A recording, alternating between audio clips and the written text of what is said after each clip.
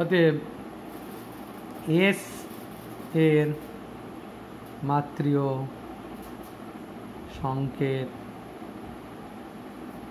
Equals to F এর মাত্রীয় means বলের মাত্রীয় সংকেত আমরা জানি M L T to the power -2 আর এল মানে দৈর্ঘ্যের মাত্রীয় সংকেত আমরা জানি এল। তাহলে এল এল ক্যান্সেল হয়ে এটা দাঁড়িয়ে যাবে এরকম M L to the power 0 T to the power -2। আমরা এরকম পেলাম কি কিসের পৃষ্ঠটানের মাত্রীয় সংকেত। এরকম পৃষ্ঠ টান আমরা যদি এরকম তরলের পৃষ্ঠকে আবার একটু প্রসারিত করতে চাই, তাহলে তরলের পৃষ্ঠ যেহেতু সংকুচিত অবস্থায় হতে চাই চেষ্টা করে, আমরা যদি প্রসারিত করতে চাই তাহলে সেটা তো তার বিরুদ্ধে তো আমাদের কাজ করতে হবে। সেই কৃতকার্যটা তরলের পৃষ্ঠে স্থিতিশক্তি রূপে সঞ্চিত থাকবে। এই তরলের পৃষ্ঠে যে স্থিতিশক্তি রূপে সঞ্চিত থাকে সেটাকে আমরা তরলের পৃষ্ঠ শক্তি বলতে পারি। তাহলে পৃষ্ঠ শক্তি কি কাকে বলবো? ঠিক একই রকমভাবে তরলের কোনো তলের ক্ষেত্রফল একক পরিমাণ বৃদ্ধি করতে যে পরিমাণ কার্য করতে হয় সেটাকেই বলা হয় তরলের পৃষ্ঠশক্তি। সেই পৃষ্ঠশক্তি তার মানে পৃষ্ঠশক্তি কি? তার মানে একক ক্ষেত্রফলে সঞ্চিত শক্তি। তাহলে একক ক্ষেত্রফলে সঞ্চিত শক্তি আমার যদি এরকম হয়, এ ক্ষেত্রফলে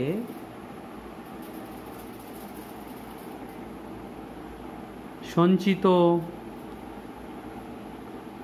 শক্তি ডাব্লু, একক ক্ষেত্রফলে সঞ্চিত শক্তি W/A।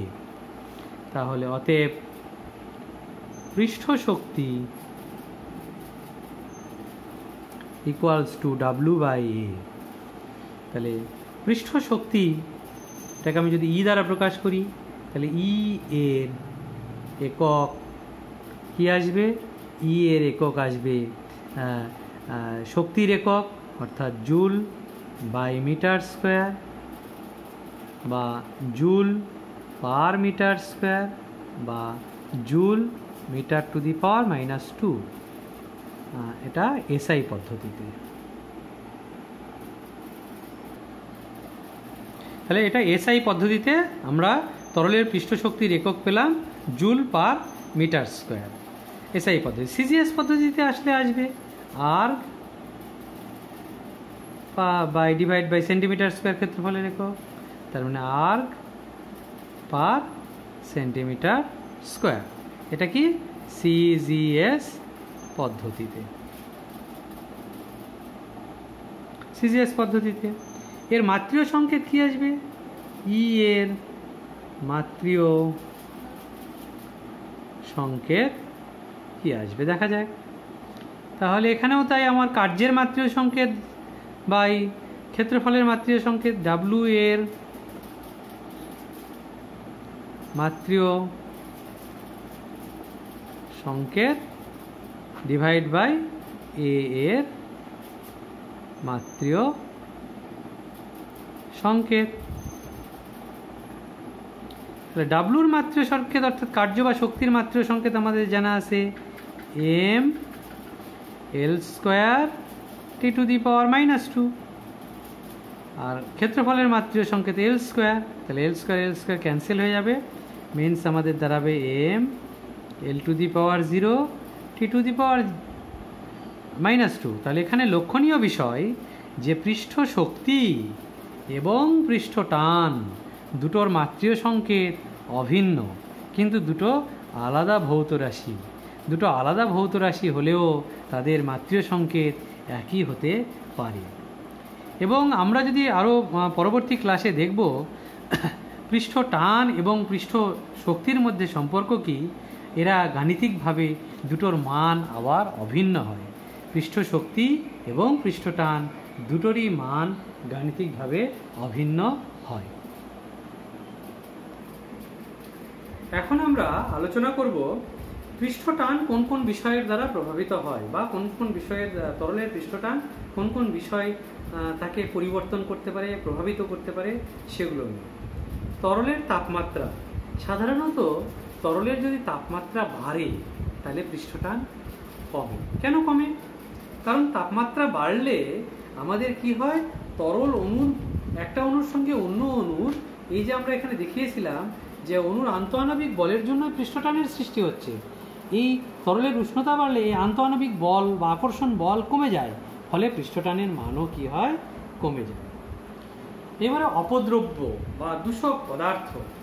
তরলে যদি অপদ্রব্য মেশাই তাহলে দেখা যায় কি তরলের পৃষ্ঠটান পরিবর্তিত হতে পারে। সেটা আবার নির্ভর করে অপদ্রব্যের প্রকৃতির উপর, কি ধরনের অপদ্রব্য আমি মেশাচ্ছি। তরলে সাধারণত জলের, আমি এখানে জলের পৃষ্ঠটান নিয়ে আলোচনা করছি, জলটাই আমি দেখিয়েছি। জলের ক্ষেত্রে সাধারণত যদি অজৈব পদার্থ মেশানো হয়, যেমন লবণ, বিভিন্ন ধরনের অজৈব লবণ যদি মেশাই তাহলে তরলের পৃষ্ঠটান বাড়ে। কিন্তু আবার যদি আমি জৈব পদার্থ বা এই ধরনের পদার্থ কিছু মেশাই, তাহলে তরলের তেল জাতীয় পদার্থ মেশাই, তাহলে তরলের পৃষ্ঠটান আবার কমেও যাবে।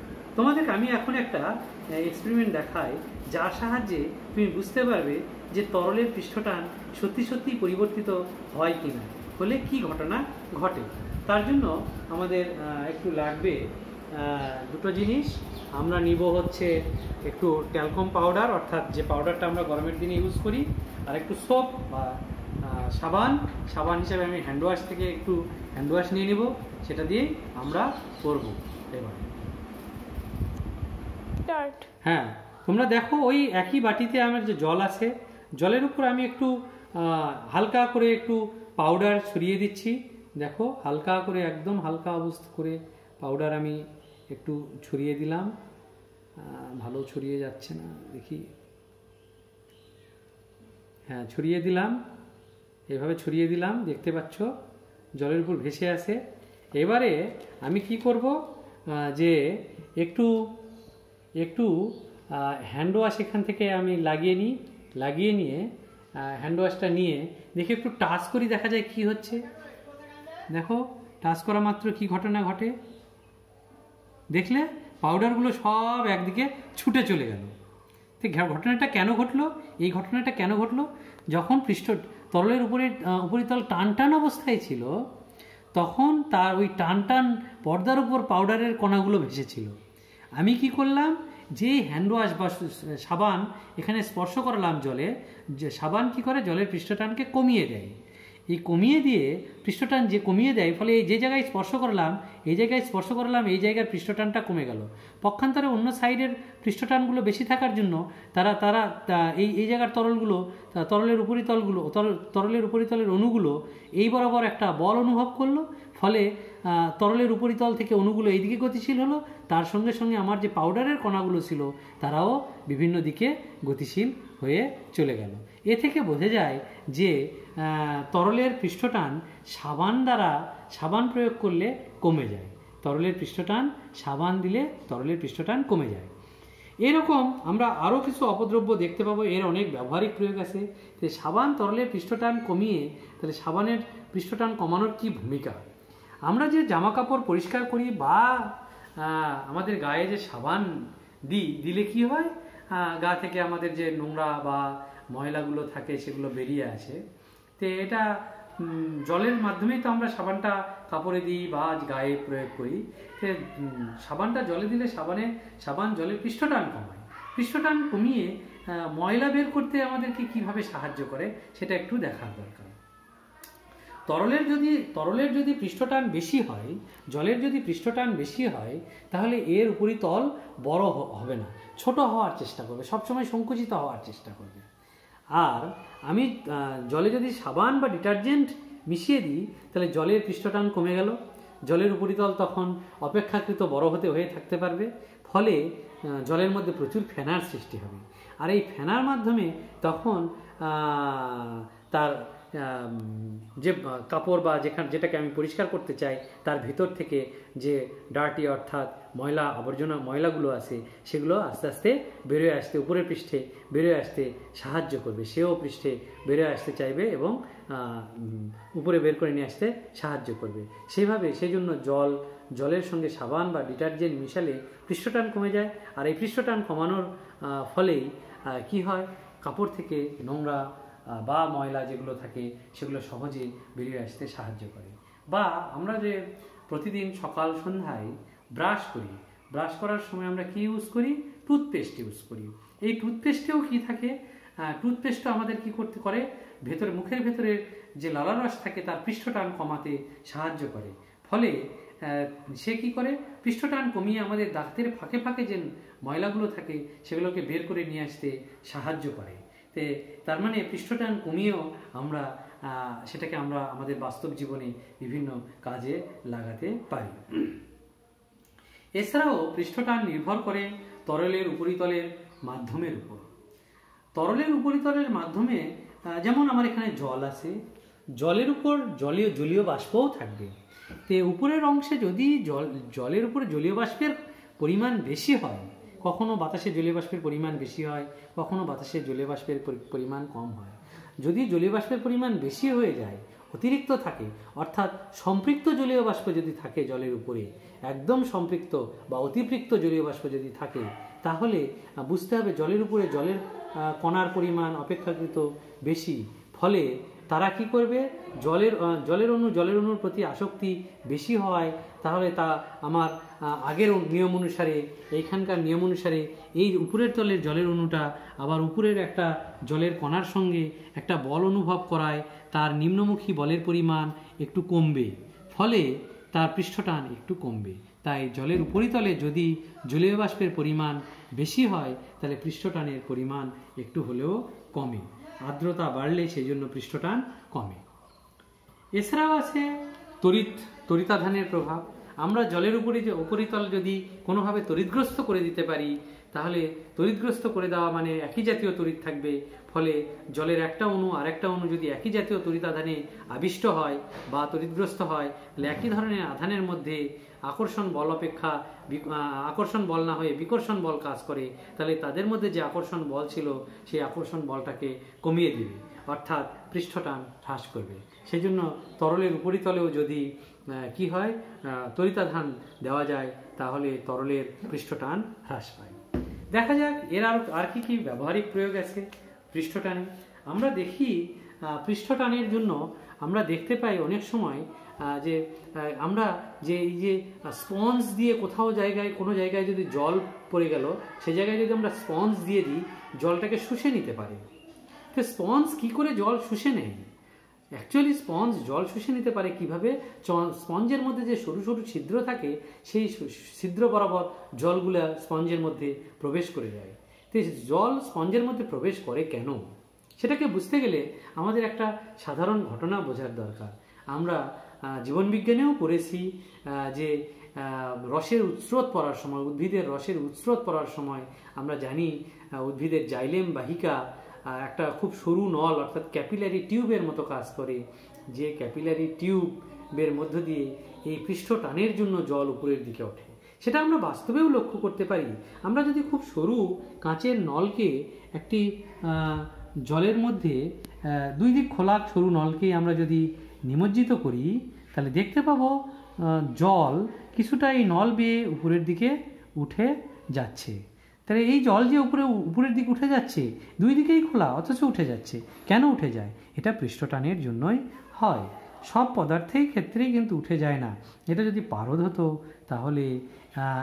হতো তাহলে আমি এরকম সরু নল পারদের মধ্যে নিমজ্জিত করলে এটা উপরে না উঠে নিচের দিকে নেমে যেত। হ্যাঁ, এই যে তরলের জল যে ক্যাপিলারি অর্থাৎ সরু কৈশিক নলের মধ্যে দিয়ে উপরের দিকে ওঠে, তার আবার বিভিন্ন কারণ আছে। জলের সঙ্গে এই কাঁচের নলের আকর্ষণ বল, জলের অণুর সঙ্গে জলের অণুর আকর্ষণ বল, এগুলোর উপর নির্ভর করে এরা উপরের দিকে ওঠে। মোটের উপর পৃষ্ঠটানের জন্যই এই উপরের দিকে ওঠে। ঠিক একই রকমভাবে জলের অণু ওই স্পঞ্জের যে সরু সরু নল থাকে তার মধ্য দিয়েও ওই ক্যাপিলারি রাইজ অর্থাৎ কৈশিকতা ধর্মের জন্য উপরের দিকে ওঠে। ফলে স্পঞ্জ কি করতে পারে? তার জলের উপর রাখলে জলকে শুষে নিতে পারে। একইভাবে আমরা গামছা দিয়ে যে ভিজে গা আমরা মুছি, সেটাও কিন্তু একই নীতি এতে কাজ করে। গামছা আমরা জানি, গামছা আমাদের শার্টের কাপড় বা অন্য কাপড়ের মতো এত ঘন করে বোনানো হয় না। গামছা সাধারণত একটু পাতলা, একটু সুতোগুলো একটু পাতলা পাতলা করে বোনানো থাকে। তাদের মানে একক ক্ষেত্রফলে সুতোর সংখ্যা অপেক্ষাকৃত কম থাকে, ফলে তাদের মধ্যে একটা সুতো থেকে আরেকটা সুতোর মধ্যে গ্যাপ থাকে, তাদের মধ্যে একটা ব্যবধান থাকে। ফলে কি করতে পারে, ওই ব্যবধানগুলো একটা করে কৈশিকতার সৃষ্টি করে।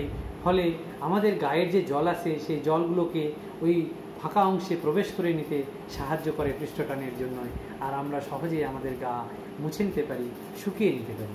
সেই জন্য আমরা গামছা দিয়ে ভেজা গা মুছলে গা শুকিয়ে যায়, কিন্তু আমরা যে জামা কাপড় পরি সেটা সুতির জামা কাপড় হলেও সেটা দিয়ে গা মুছলে কিন্তু সহজে গা থেকে জল মুছে যায় না, মুছতেও পারি না। এছাড়া আমরা আরও অনেক কিছু লক্ষ্য করেছি। দেখি যে আমরা রং তুলি দেখেছি। রং তুলিকে যদি আমরা একটা রঙের মধ্যে নিয়ে, এরকম রঙের মধ্যে নিয়ে আমরা যদি কি করি, রং তুলিটাকে রঙের মধ্যে নিমজ্জিত করি, তাহলে দেখব রং তুলির হেয়ারগুলো এরকম ছড়িয়ে যায় চতুর্দিকে, হেয়ারগুলো এরকম চতুর্দিকে হেয়ারগুলো ছড়িয়ে থাকে। কিন্তু যেই এটা উপরে উঠাবো, এই রং তুলিটাকে আমি উপরে উঠাবো, তখন কি হয়ে যায়, এই রং তুলিটাকে রং থেকে উপরে উঠানো মাত্র তার হেয়ারগুলো কি হয়ে যাবে, দেখা যাবে সে একদম এরকম সরু একদম আকার ধারণ করে। তার কারণ কি, রং তুলি রঙের মধ্যে ছিল প্রথমে, রং তুলি তার পৃষ্ঠটানের জন্য এর হেয়ারগুলোকে অর্থাৎ আঁশগুলোকে পৃষ্ঠের দিকে নিয়ে যাওয়ার জন্য সে ফাঁকা করে দিচ্ছিল, তা দূর থেকে পরস্পর থেকে দূরে সরে নিয়ে যাচ্ছিল। এবার যেই উপরে তুলে নিলাম, সেই কি হয়ে গেল, এই রং তুলির এই হেয়ারগুলোই কি হয়ে গেল, সংকুচিত হয়ে এক জায়গায় চলে আসছে। কারণ কি, এই রঙের উপরিতল যে পৃষ্ঠতল সে সংকুচিত হওয়ার চেষ্টা করে, সংকুচিত হয়ে সে সবচেয়ে ছোট ক্ষেত্রফল সৃষ্টি করার চেষ্টা করে। যেরকম করলে ছোট ক্ষেত্রফল ধারণ করতে পারবে, সেরূপ ধারণ করতে গিয়ে এই আকার ধারণ করে। বা আমরা লক্ষ্য করেছি, মেয়েরা যদি নদীতে বা পুকুরে স্নান করতে নামে, যাদের বড় বড় চুল আছে, চুলগুলো ছেড়ে দিলেই দেখতে পায় জলের উপর চুলগুলো ছড়িয়ে যায়। কারণ কি, চুলে সাধারণত একটু তেল থাকে, তেল পৃষ্ঠটানকে কমিয়ে দেয়। যেরকম আমি দেখালাম, একটা সাবান যুক্ত হাত এখানে প্রবেশ করানো মাত্র ট্যালকম পাউডারের কণাগুলোকে দূরে সরে নিয়ে যাচ্ছিল, সেই জলের উপর সেই চুল পড়া মাত্র সেই জায়গার পৃষ্ঠটান কমে যাওয়ায় তখন চুলগুলোকে চারদিকে ছড়িয়ে নিয়ে যাওয়ার চেষ্টা। আবার যেই আমরা জল থেকে ওই মহিলা বা আমাদের বোনরা জল থেকে উঠবে, সঙ্গে সঙ্গে চুলগুলো একদম সরু হয়ে যায়। কারণ ওই জলটা কি করার, উপরিতলের ক্ষেত্রফল কমানোর জন্য সবচেয়ে ছোট ক্ষেত্রফল সৃষ্টি করে। ফলে চুলগুলো এই মানে ব্রাশের হেয়ারের মতোই সরু হয়ে যায়। এরকম ঘটনা আমরা দেখেছি। বা আমরা দেখেছি কি, যে বৃষ্টির ফোঁটা যখন পড়ে, এই বৃষ্টির ফোঁটা পড়ার সময় গোলাকার অবস্থায় পড়ে। সাধারণত বৃষ্টির ফোঁটাগুলো কি হয়, গোলাকার হয়। তো বৃষ্টির ফোঁটা গোলাকার হলো কেন? বৃষ্টির ফোঁটা তো ডিম্বাকৃতি হতেও পারে, কোনো কোনো সময় অল্প ডিম্বাকৃতি দেখতে পায়, কিন্তু এটা তো আয়ত ঘনাকার বা ঘনকাকৃতি বা চঙ্গাকৃতি এরকম হয়ে পড়তে পারত। তা না হয়ে পড়ে সাধারণত এরকম গোলাকার হয়ে পড়ে কেন?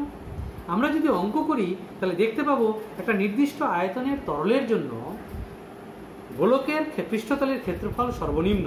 তাহলে গোলক অবস্থায় থাকলে পৃষ্ঠতল সর্বনিম্ন হয়। তাহলে পৃষ্ঠটানের জন্য তরলের পৃষ্ঠতল সবসময় কম ক্ষেত্রফল, অর্থাৎ পৃষ্ঠতলের পরিমাণ কমাতে চায়।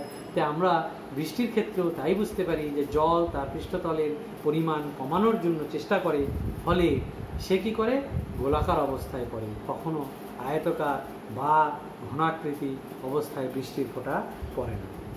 এখানে অবশ্য আরও একটা জিনিস মনে রাখতে হবে, এই পৃষ্ঠটান যেহেতু তরলকে সংকুচিত করতে চেষ্টা করে, আয়তন কমাতে চেষ্টা করে, তাই বৃষ্টির ফোঁটা যখন ঘনীভবন অর্থাৎ মেঘ যখন ঘনীভূত হয়, সেই সময় কিন্তু আবার এই পৃষ্ঠটান মেঘের অর্থাৎ জলের কণা ঘনীভবনে বাধার সৃষ্টি করে। এক একটা জলের অণু তো এক একটা জলের ফোঁটাকে তৈরি করতে পারে না, কতগুলো জলের অণু একসঙ্গে যুক্ত হয়ে একটা জলের ফোঁটা তৈরি করে, সেটার আকার যথেষ্টই বড়ই হয়। কিন্তু এই যে যখন ঘনীভবন ঘটে, তখন পৃষ্ঠটান বেশি হওয়ার জন্য ঘনীভবনে বাধার সৃষ্টি করে। সেই জন্য আমাদের বাতাসে উপস্থিত বিভিন্ন জিনিস আমাদের আবার এই ঘনীভবনের সাহায্য করে। বাতাসে উপস্থিত বিভিন্ন ধুলা বালি ছাই। হ্যাঁ, যেটা বলছিলাম যে মেঘে আমাদের বাতাসে যে ধুলাবালি, ধুলির কণা, ছাইয়ের কণা বা আধান থাকে, তাদেরকে আশ্রয় করে এই জলগুলো ঘনীভূত হয়, যাতে তাদেরকে আশ্রয় করলে পৃষ্ঠের তলের পরিমাণ বাড়ানো যায়, ঘনীভবন সহজে হয়। তাই মেঘ জমার জন্য কিন্তু আমাদের ধূলিকণা, বালিকণা এগুলোরও বিশেষ ভূমিকা আছে, বা বাতাসে উপস্থিত বিভিন্ন আধানেরও বিশেষভাবে ভূমিকা আছে। আমরা যে রং করি, ঘরে পেইন্ট করি, আমাদের বিভিন্ন ঘরে যে পেইন্ট করি, এটাও একটা পৃষ্ঠটানের ব্যবহারিক প্রয়োগ। এই যে রঙের মধ্যে আমরা বিভিন্ন থিনার মিশাই, থিনার অর্থাৎ মেথিলেটেড স্পিরিট বা এই জাতীয় টারপিন তেল, এই জাতীয় জিনিস আমরা মেশাই, সেগুলো কি করে রঙের পৃষ্ঠটানকে কমাতে সাহায্য করে। ফলে রঙটাকে বেশি জায়গায় আমরা ছড়িয়ে দিতে পারি, দেওয়ালে ছড়িয়ে দিতে পারি, এবং একটা থেকে আরেকটা বিচ্ছিন্ন হয়ে যায় না, তারা পরস্পর সংযুক্ত অবস্থায় থাকে। এইভাবে পৃষ্ঠটান আমাদের বাস্তব জীবনের সঙ্গে প্রভূতভাবে যুক্ত আছে। এই বলে আমি আমার আজকের পৃষ্ঠটান সম্পর্কিত আলোচনা শেষ করছি।